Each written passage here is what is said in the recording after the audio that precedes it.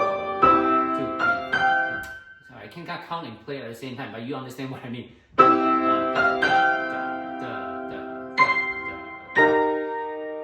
4. 1, 2, 3, 4. Retard and pause and the end. Play that slowly.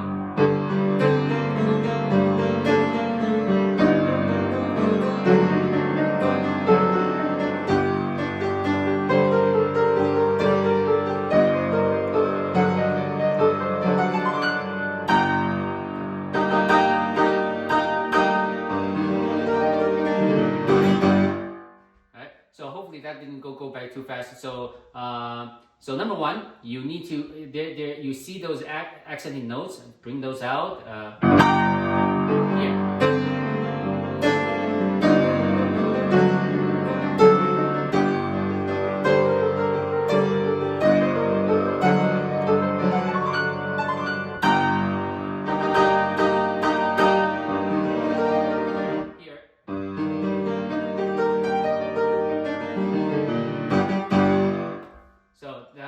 That's it. So it's not over. So this piece is not overly difficult, and yet it's so epic. So I highly recommend that you give this a try.